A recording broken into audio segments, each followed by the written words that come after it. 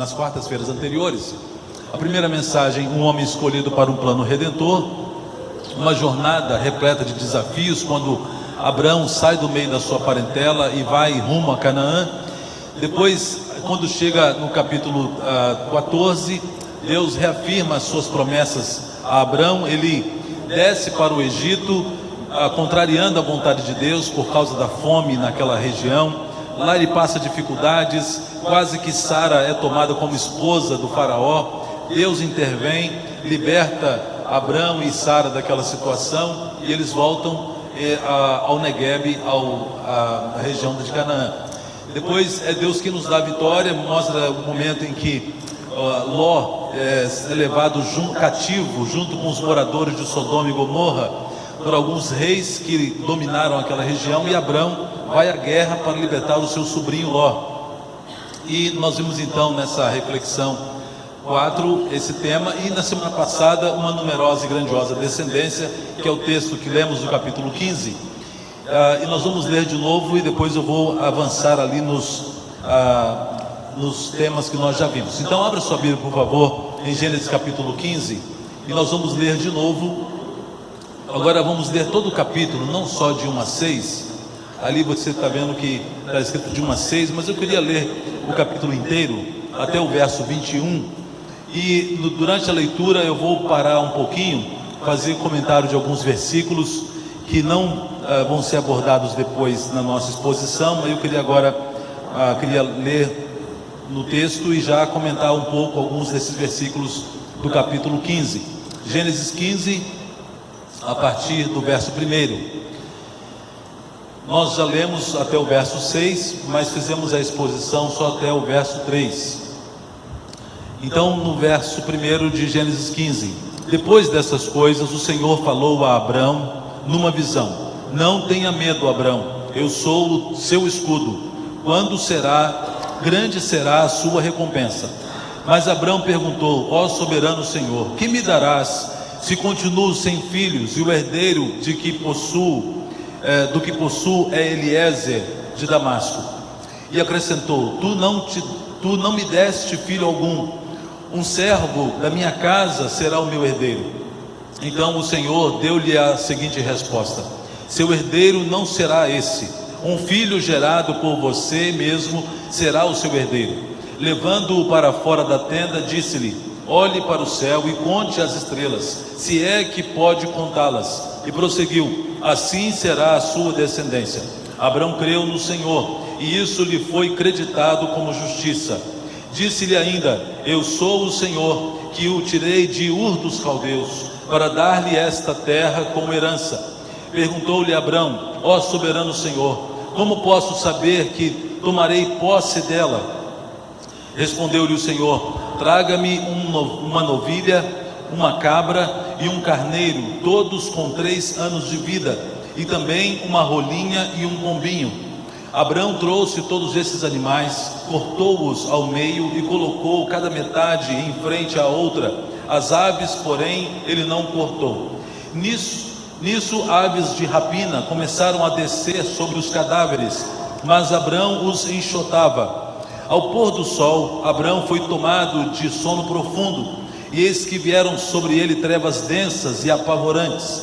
Então o Senhor lhe disse: saiba que os teus descendentes serão estrangeiros numa terra que não lhes pertencerá, onde também serão escravizados e oprimidos por 400 anos. Um parênteses aqui, nesse verso 13, deixa claro, meus irmãos, que para Deus não há nada que esteja fora do seu controle, nada que esteja fora da sua agenda, e não há nada que não seja previsto por Deus.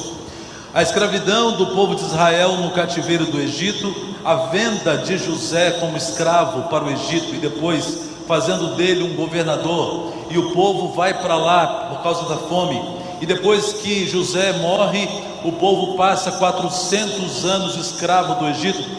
Nada disso foi surpresa para Deus, tudo fazia parte da agenda de Deus. Abrão está sendo avisado aqui, muitos anos antes desses acontecimentos surgirem, de que o povo, a sua descendência, o povo de Israel, passaria 400 anos escravos no Egito. Continuando, verso 14: mas eu castigarei a nação a quem servirão como escravos, e depois de tudo sairão com muitos bens. Foi exatamente o que aconteceu.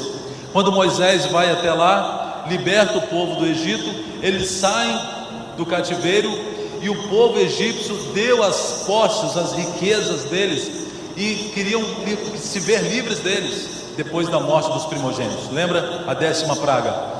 E o povo egípcio queria ver os israelitas longe dali, devido à dor que estavam sentindo pela morte dos primogênitos, e deram riquezas e bens para eles, e os colocaram para fora em liberdade. Verso 15: você, porém, irá em paz a seus antepassados, e será sepultado em boa velhice. Na 4ª geração, os seus descendentes voltarão para cá, porque a maldade dos amorreus ainda não atingiu a medida completa. Quero fazer uma pausa aqui também. Esse texto, meus irmãos, esse versículo fala muita coisa para nós.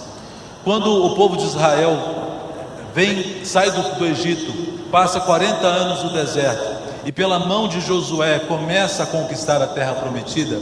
Quando a gente lê essa narrativa lá de Josué, no Êxodo, em Josué, quando começa a ver a ordem de Deus para que invadissem a terra, para que tomassem posse, a ordem como foi, por exemplo, para Jericó, a primeira cidade a ser tomada, Deus disse que não era para tomar nada do despojo, que era para eliminar todas as pessoas daquela cidade, até os animais eram para ser eliminados. A gente às vezes, olhando um texto isolado, sem entender a história, a gente às vezes faz um julgamento, como se Deus estivesse sendo severo demais. Mas esse verso 14 diz muito claro para nós, verso 16, perdão, Deus está dizendo aqui: porque a maldade dos amorreus ainda não atingiu a medida completa. Essa medida foi completa quando? Quando Josué e o povo de Israel chegou às portas da terra prometida. Deus já sabia que quando chegasse o dia de Josué invadir Jericó e as demais cidades que ele conquistou, é porque a medida da maldade daqueles povos estava transbordando, atingiu a medida estabelecida por Deus. Isso mostra, meus irmãos, um Deus não vingativo, mas um Deus de graça. Porque Deus está dizendo claro aqui que não é que esses povos eram bons, eles eram povos maus, que estavam praticando maldades, mas Deus disse, na sua medida, a medida de Deus, uma medida de graça, de misericórdia, que deixa e que tem a paciência com o pecador, para que ele se arrependa. Deus deu a esses povos, no mínimo, vamos falar só do tempo do cativeiro do Egito, 400 anos, sem falar das outras 3 gerações antes disso, a partir de Abraão. Deus dando paciência e oportunidade a esse povo rebelde, dos amorreus, dos jebuseus e todos aqueles que habitavam Canaã, dando oportunidade para que eles se arrependessem, e eles não se arrependeram. Isso serve de lição para nós, porque Deus também, meus irmãos, Ele sabe da maldade do Brasil, Ele sabe da maldade minha, sua e das pessoas que nos cercam. O que está acontecendo com o PT atualmente? Não quero falar de política não, só fazer uma análise fria, uma análise que nem foi eu que fiz, foi um petista essa semana, surpreendeu a todos com um pronunciamento dentro do comitê do PT, falando, análise dele real do que está acontecendo. A medida da maldade desse partido atingiu um limite para Deus, e Deus disse, basta, chega. Aqui também nessa história, a mesma coisa, o povo que estava habitando a terra de Canaã, foram praticando as maldades até Deus dizer, chega, basta. Assim, meus irmãos, eu sou sujeito a pecar, você também, e Deus nos dá oportunidade de arrependimento, e nós precisamos ouvir a voz de Deus, que se manifesta pela sua palavra, nos momentos de culto, uma oração, uma circunstância e outra. Deus está nos alertando sobre práticas pecaminosas que às vezes temos, encobertamos, somos reincidentes, repetimos e mais uma vez repetimos, e a gente às vezes fica igual aquela ilustração aqui do domingo passado, né? Aquela cadeira aqui, e estava escrito não toque, e o camarada né, o personagem começou encostando de levinho, não está acontecendo nada. O não toque parece assim, se eu encostar já vai dar um choque, já vou morrer. Foi a mesma história com Adão e Eva. O diabo conseguiu enganar Eva, certamente você não vai morrer se comer do fruto que Deus disse para não comer.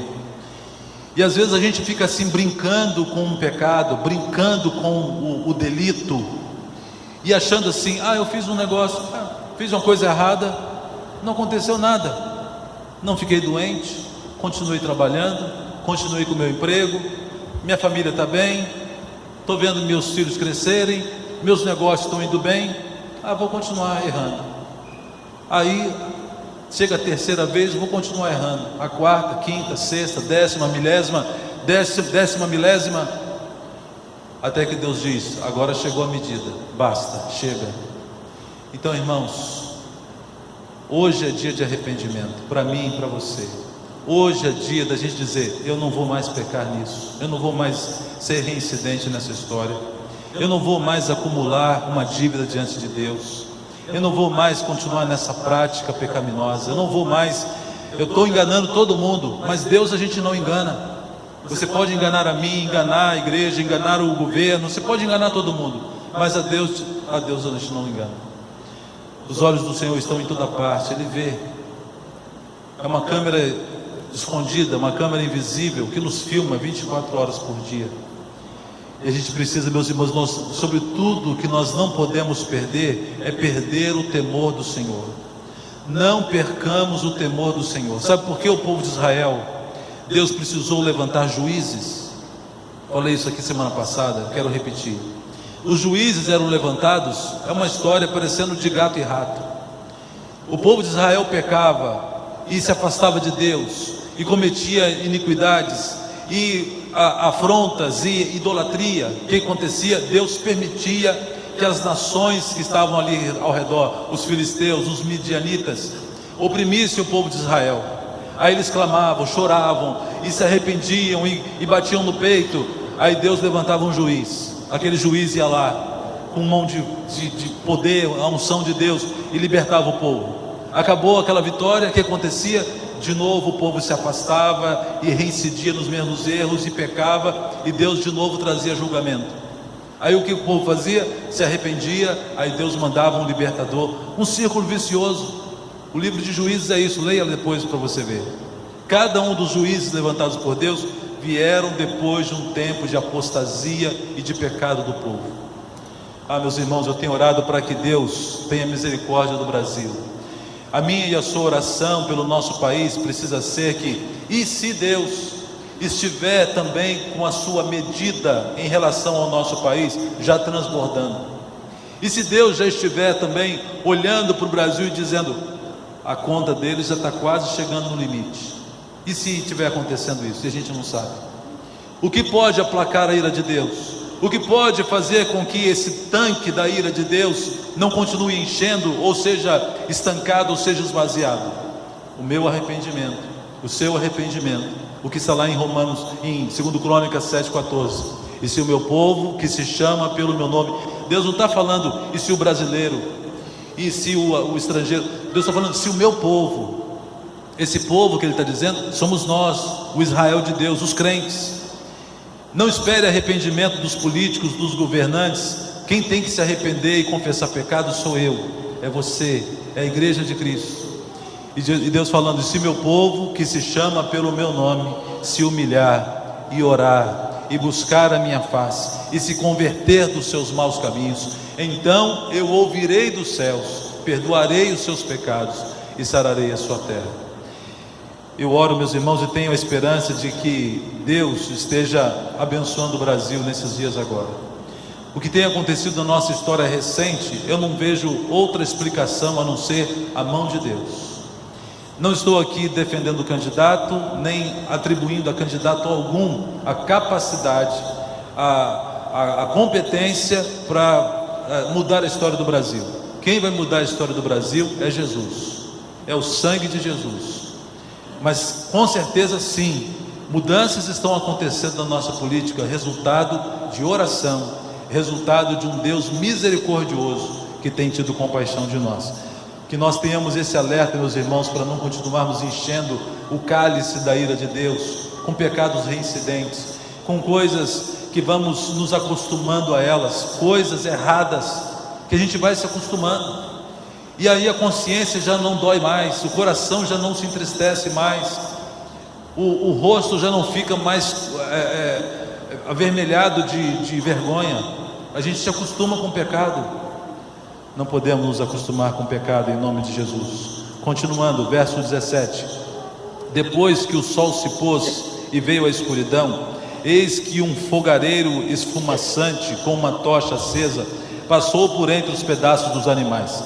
Aquele dia o Senhor fez a seguinte aliança com Abrão: aos seus descendentes dei esta terra, desde o ribeiro do Egito até o grande rio Eufrates, a terra dos queneus, dos quenezeus, dos cadmoeus, dos hititas, dos ferezeus, dos refaíns, dos amorreus, dos cananeus, dos girgazeus e dos jebuseus.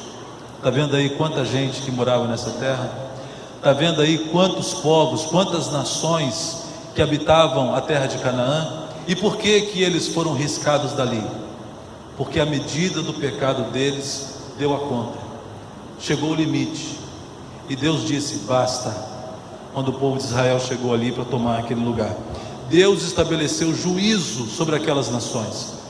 Eu e você não estamos isentos de também recebermos juízos de Deus. O Brasil não está isento de receber juízo de Deus. Deus, Ele é o Rei de todas as nações. Só mais um ponto nessa questão. Já falei aqui, me chama muita atenção quando na palavra de Deus há uma referência ao rei da Babilônia, que o profeta diz assim: Nabucodonosor, meu servo. Quem disse que Nabucodonosor era servo de Deus, adorava a Deus? Absolutamente. Era um rei ímpio, um pagão, um incrédulo, que se achava Deus, até queria ser adorado pelas pessoas. Mas por que Deus disse Nabucodonosor, meu servo? Porque Deus faz de cada um de nós, dos reis. Há um texto lá de Isaías que diz que o coração do rei está nas mãos do Senhor, e Ele inclina esse coração ao bel prazer dele, de Deus.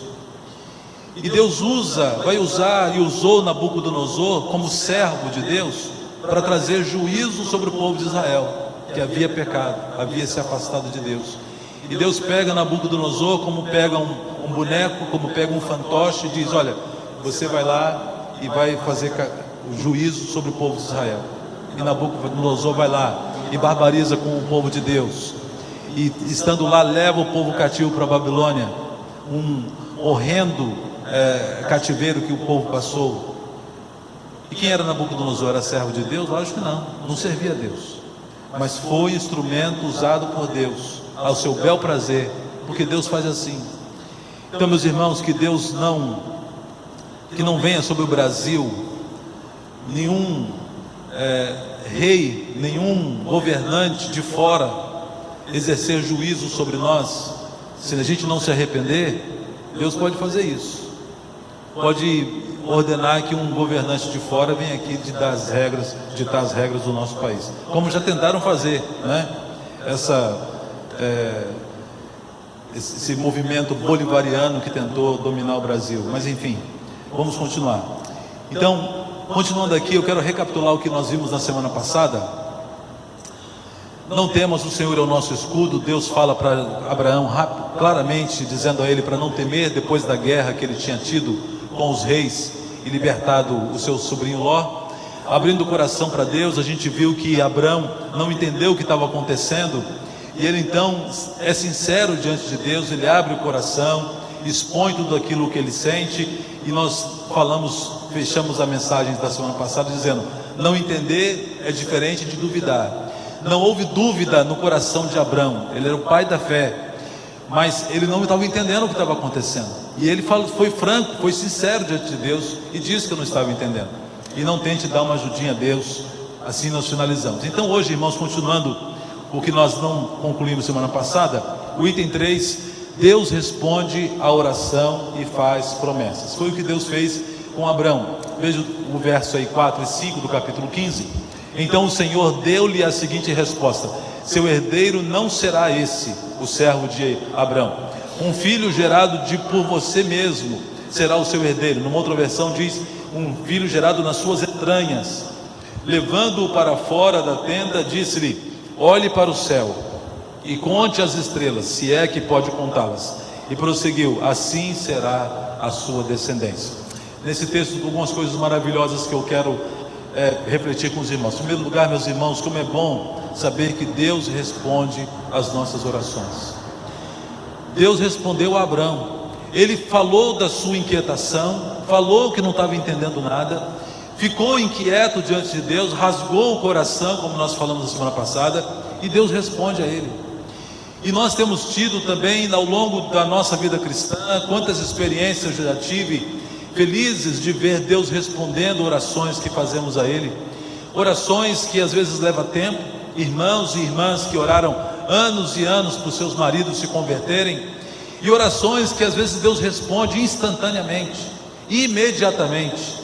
Só para contar uma que me marcou muito, contada por um missionário nosso, e ele, é interessante sim, que a oração da criança foi respondida no mesmo dia, mas para ela ser respondida no mesmo dia, Deus trabalhou muito antes.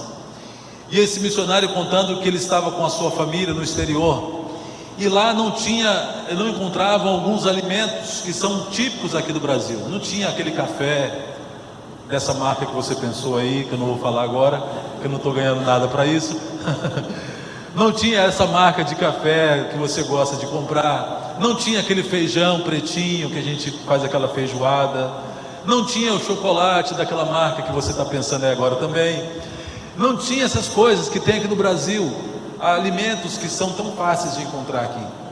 E aí ele contando que era aniversário do filho dele, lá nesse país onde eles estavam, como missionários, e eles fizeram uma oração naquele dia, e o menino, era o aniversário do menino, ele falou assim: eu queria pedir uma coisa para Deus. Aí eles deram as mãos, oraram, e o menino falou assim: papai do céu, eu queria tanto comer um chocolate lá do Brasil, queria tanto tomar um café, aquele que a gente tem lá no Brasil, manda alguém trazer, a gente conseguir comprar esse chocolate, esse café. Aí tudo bem, terminaram a oração, passaram algumas horas, a campainha toca, chega um carteiro com um pacote, e uma pessoa do Brasil tinha mandado muito tempo antes para aquela família de missionários o chocolate e o café e mais o feijão. O menino não pediu, mas estava também um pacote de feijão, um chocolate e também o café. Que bênção, né? A oração para aquele menino, poxa, mas Deus respondeu de imediato. Mas Deus trabalhou naquela oração que ele já sabia que ia ser feita muito tempo antes. Então, uma dica para você: pega aí um pacote de café, manda para o missionário nosso aí, que está longe daqui, manda para o nosso missionário lá em Israel. Eu te dou o endereço dele, para chegar lá na casa dele um pacotinho de café, de chocolate. Já pensou que bacana? E assim a gente tem que lembrar, meus irmãos, que Deus responde às orações. Quando você receber uma bênção, não guarde ela para você, compartilhe, conte essa bênção, para que isso encoraje outros irmãos a orarem também, para que encorajem e alimente a nossa fé de um Deus que continua ativo, poderoso e misericordioso, ouvindo as nossas orações. Também peça grandes coisas a Deus. Quando Deus chama Abrão para olhar para o céu e olhar para as estrelas, eu peço que você faça esse exercício mental agora. Imagine você saindo na sacada da sua casa, do seu apartamento, e olhando para um céu estrelado. Às vezes a gente pede algumas coisas a Deus. Abrão estava pedindo a Deus o quê? Um filho. E Deus mandou que ele olhasse para o céu e falou assim: Abrão, não quero te dar um filho, eu quero te dar uma descendência igual a essa aí que você está vendo no céu. E às vezes a gente acha que algumas coisas já são tão difíceis, para nós são, mas para Deus não. E às vezes a gente faz alguns pedidos a Deus muito limitados, tacanhos. Fazemos pedidos a Deus baseados naquilo que a gente acha que pode fazer. Mas Deus nos convida hoje a fazermos pedidos na medida do que Ele pode fazer, não do que eu posso, não do que você pode, mas fazer pedidos na medida do que Ele pode fazer. Como Ele falou com Abraão: olha para o céu, conta as estrelas. Pode contar a estrela. Não sei se é do seu tempo também. No meu tempo tinha uma crendice de que se contar a estrela dá verruga. Alguém já ouviu isso ou só eu? Já, né? Pode contar a estrela que não dá verruga. Abraão não tinha verruga. É umas bobagens, né, que a gente ouve, vai repetindo. Pode contar as estrelas. Olhe para as estrelas. Deus leva Abraão para fora e pede que ele faça pedidos exponenciais, na medida do que Deus pode fazer, não na medida do que nós podemos fazer. E há mais estrelas no firmamento do que grãos de areia na praia. Sabia disso? Eu fico fascinado, meus irmãos, e tem uma coisa que me fascina, é observar o universo. Depois que inventaram aquele telescópio Hubble, aí que eu fico maravilhado mesmo. Quando eu fico olhando as imagens desse telescópio, as galáxias que ele consegue trazer para a gente enxergar aqui, como se estivessem pertinho de nós, galáxias que estão a 10 bilhões de anos-luz, não dá nem para imaginar que distância é essa. Eu fico maravilhado de ver um Deus que faz coisas tão grandiosas. E que Deus é esse? E nós temos que lembrar que Ele é tão grande assim. Olhe para o céu e erga os seus olhos. Aqui eu trouxe para os irmãos, para a nossa reflexão, esse Salmo 121, que é maravilhoso. Vamos ler juntos o Salmo 121. Levanto os meus olhos para os montes e pergunto: de onde me vem o socorro? O meu socorro vem do Senhor, que fez o céu e a terra. Aleluia. Eu fui pesquisar esse salmo e não dá para falar tudo agora, porque dá uma menção, um outro sermão, só esse salmo aí. Mas só para você ter uma ideia, esse salmo faz parte dos cânticos de romagem que o povo de Israel fazia nas peregrinações, saindo das suas cidades até a cidade de Jerusalém. E quando eles passavam nos dias de festa, nas festas do Pentecostes, na festa também da Páscoa, eles iam ao templo para sacrificar a Deus. E eles passavam por vários lugares que tinham vários montes. E o salmista está dizendo que ele olhava os olhos para os montes. Sabe o que tinha nos montes? Adoração a ídolos.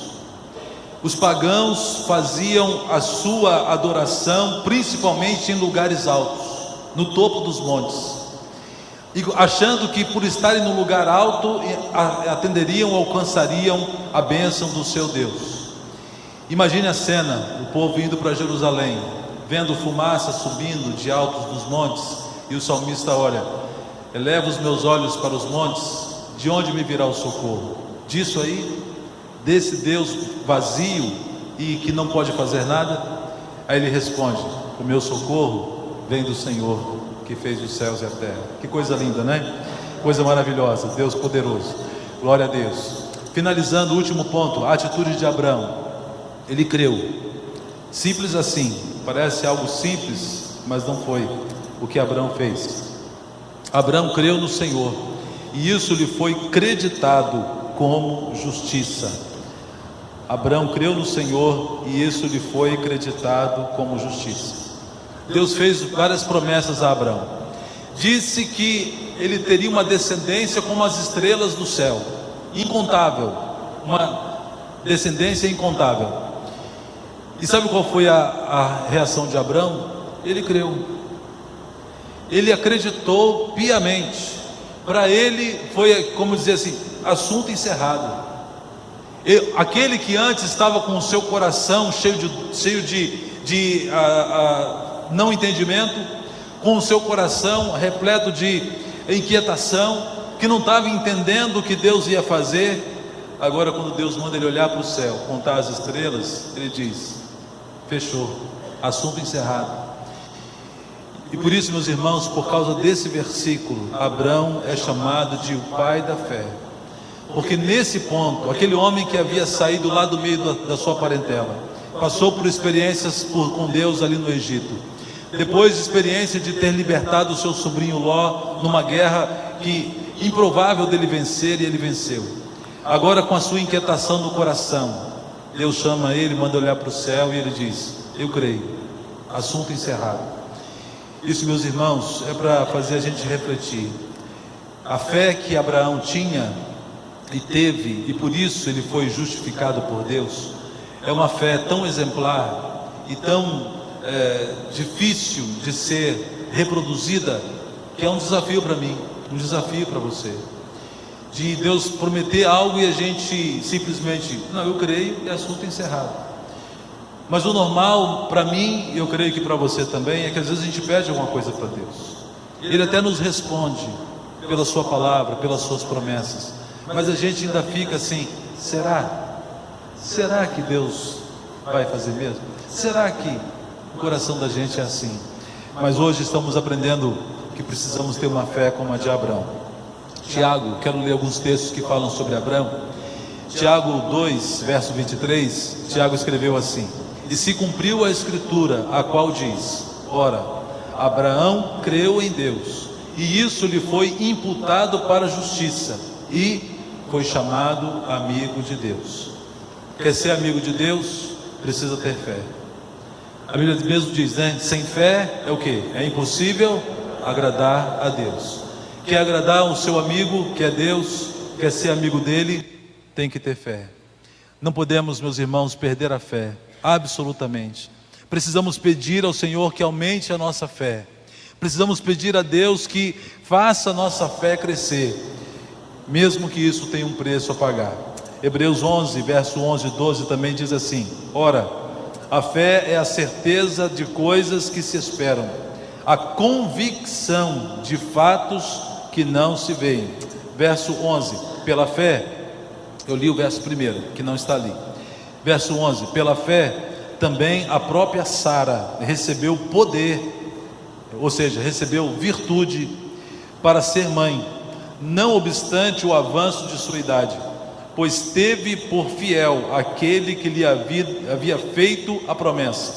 Por isso, também de aliás, já amortecido, saiu uma posteridade tão numerosa como as estrelas do céu, e inumerável como a areia que está na praia do mar. Aleluia. Abraão foi justificado pela sua fé, e Deus dele, na sua idade, a idade avançada, e da sua esposa, deu a bênção que eles fossem os pais do filho da promessa. A dúvida, meus irmãos, ela é inimiga da fé. A incredulidade agiganta os problemas e apequena Deus. A incredulidade, a falta de fé, faz os problemas parecerem gigantes, fazem as montanhas parecerem intransponíveis, fazem os diagnósticos parecerem indissolúveis ou incuráveis. Mas Deus é um Deus de poder. Para Ele não há diagnóstico, para Ele não há previsões, para Ele não há nada que seja impossível. Por isso nós temos que não falar para Deus o tamanho do nosso problema, mas falar para o nosso problema o tamanho do nosso Deus. Nós temos que lembrar o Deus que nós temos, o Deus a quem servimos. E aquilo que parece difícil demais, seja uma enfermidade, seja o casamento com problema, seja uma doença, seja um desemprego, nós temos que falar: eu tenho um Deus que pode tudo, que pode todas as coisas. Aleluia.